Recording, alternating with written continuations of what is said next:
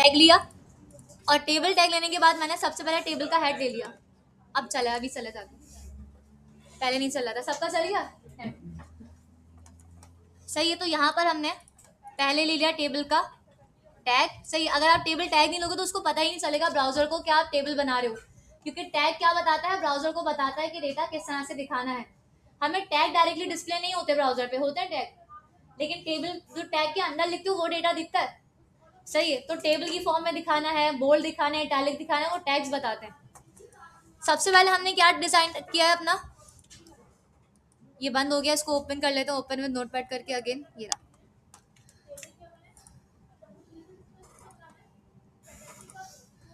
सही है, अब एक बात मेरे साथ भी देख लें, सही दोबारा बता दें मुझे, पहले हमने क्या लिया है, टेबल का हेड लिया है और हेड के अंदर हमने पूरी टीआर बनाई है। सही है, अगर आप लोग देख रहे होंगे ना तो ये टेबल का हेड मैंने कहाँ बंद किया है, कहाँ पे क्लोज किया है इसको, सबसे आखिर में क्लोज किया है।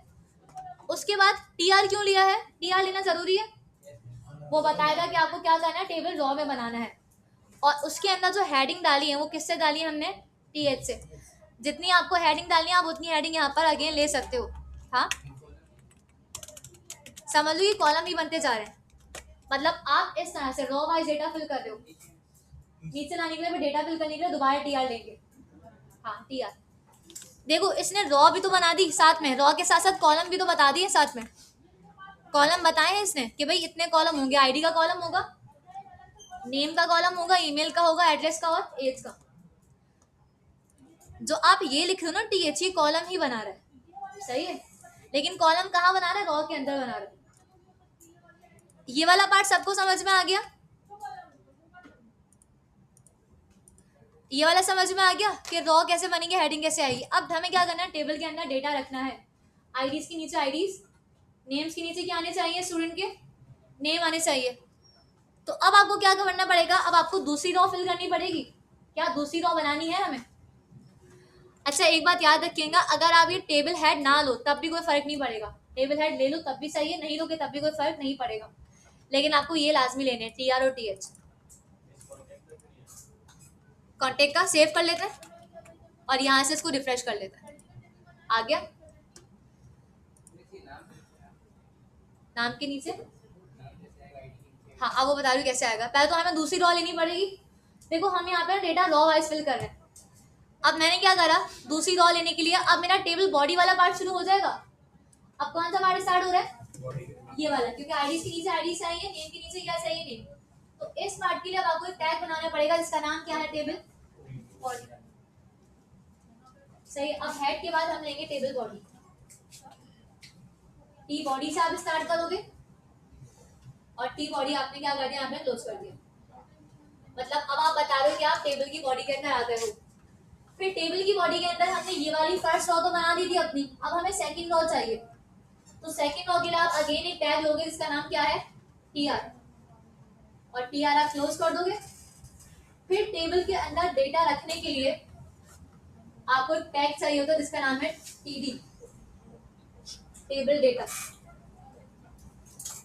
टीएच का काम है टेबल की हेडिंग बनाना और टीडी का क्या काम है, टेबल का डेटा रखना। सही है, टीएच और टीडी दोनों डेटा ही रख रहे हैं, लेकिन दोनों में फर्क क्या है, ये थोड़ा बोल्ड करके दिखा रहा है आपको, ताकि वो पता चले कि हेडिंग पर काम कर रहे हो, और ये सिंपल नॉर्मल टेक्स्ट में दिखाएगा। तो टेबल डेटा के लिए टीडी और टेबल की हेडिंग के लिए टीएच, और टीआर था टेबल रॉ। सही है, लिखने आपके पास टेबल रॉ, बाकी टी हेड टी वर्ड तो नाम से ही पता चल रहा है। तो अब मैं क्या करूंगी, सबसे पहले टीडी का एक टैग लूंगी, उसके अंदर हम क्या दे देंगे, एक रॉ के अंदर हम डेटा फिल करें ना, पहले क्या आएगी, स्टूडेंट की आईडी आ जाएगी, आपने आईडी लिख दी। उसके बाद आप एक और टैग लोगे, फिर क्या आ जाएगा, स्टूडेंट का नेम, क्योंकि हम रॉ वाइज चल रहे हैं, हमने क्या ली हुई है, रॉ ली हुई है। सही है, फिर आपने स्टूडेंट का नेम दे दिया। इस तरह हम क्या करेंगे, सारे के सारे कॉलम्स फिल कर लेंगे अपने। चलें देखते हैं यहाँ पर, टेबल हेड कंप्लीट। अब टेबल बॉडी स्टार्ट करते हैं, टी बॉडी। सही है, टी बॉडी को क्लोज भी करना है साथ में। टेबल के अंदर जितने भी टैग हैं वो पेयर है, अनपेयर है, टेबल के अंदर जितने भी टैग ले रही हूँ मैं, पेयर में है वो अनपेयर है? पेयर है। सही है। अनपेयर टैग कौन कौन से होते हैं? बी आर और एच आर, अभी 2 ही लिए। सही है। बी आर क्या करता है? नई लाइन में लेकर जाता है, लाइन ब्रेक करता है। और एच आर एक हॉरिजॉन्टल लॉ देता है। सही है। अब टेबल हेड बंद कर दिया। हाँ नहीं, वो CSS से देते हैं फिर वर्टिकल के लिए। अच्छा, टेबल हेड मैंने क्लोज कर दिया। यहाँ पर मैं ये क्यों कह रही हूँ कि मैंने क्लोज करा है, टैग टैग क्लोज हुआ, ये कैसे पता चलता है? स्लैश से। सही है। अगर टैग ओपन है तो इसका मतलब क्या है? स्लैश नहीं होगा। और टैग क्लोज की क्या पहचान है? क्या लगा हुआ है? स्लैश लगा हुआ है। तो टेबल क्लोज होकर टेबल की बॉडी स्टार्ट हो रही है। अब बॉडी के बीच में सबसे पहले मुझे लेनी है टेबल की एक रॉ। क्या ले लिया हमने? टेबल की रॉ। टेबल रॉ का पेयर बनाया। सही है। देखते हैं यहाँ पे, अभी कुछ भी ऐड नहीं हुआ, लिखेंगे तो ऐड होगा। टीआर के अंदर डेटा रखने के लिए पहले हम कौन सा टैग लेंगे? टीडी। टेबल डेटा ले लिया हमने। और मैंने कहा पहला कॉलम मेरा कौन सा था? आईडी का। तो यहाँ पे स्टूडेंट की क्या रख दो? आईडी रख दो। तो आईडी रख दी हमने, फिलहाल अभी 101 रख दी। फिर दूसरा कॉलम कौन सा था? नेम का। तो आपने इसी को कॉपी किया और आपने यहाँ पे क्या रख दिया? स्टूडेंट का नेम रख दिया। यहाँ पे मैं रख दिया स्टूडेंट का नेम। तीसरा कॉलम किसका था? ईमेल का। अच्छा देखो, जो मैं रखती जा रही हूँ आपके पास रॉ के अकॉर्डिंग ऐड होता जा रहा होगा। ऐड हो रहा है। आईडी के नीचे आईडी आ गई और नेम के नीचे क्या आ गया? नेम आ गया। इसी तरह आपने जो डेटा चाहिए आपने यहाँ पे उसको क्या कर दिया? फिल कर दिया। सही है। इस तरह hamza@gmail.com लिख देते हैं। और यहाँ पर हम अब हमजा के बाद एड्रेस आएगा उसका, तो एड्रेस लिख देते हैं यहाँ पे। सिटी नेम लिख देते हैं कराची। उसके बाद क्या आएगी? उसकी एज आ जाएगी। तो एज के लिए हम एक और टीडी यहाँ पर पेस्ट करते हैं। और एज हमने उसकी रख दी 18। फिर आ जाएगा उसका कॉन्टेक्ट। ठीक है। कॉन्टेक्ट हम सपोज करो हमने यहाँ पे कुछ भी डाल दिया एकदम ही सा। आईडी में एक और आईडी लेनी तो कॉमन है क्या? किसमें? आईडी के अंदर एक और आईडी लेनी है? नहीं, आईडी दोबारा टीआर बनानी पड़ेगी। वापस बनाना पड़ेगा? हाँ। अब पूरा डेटा मेरा सारे कॉलम्स के अकॉर्डिंग फिल हो गया। कितने स्टूडेंट का डेटा आया? एक का। दूसरे का भी डाल सकते हैं?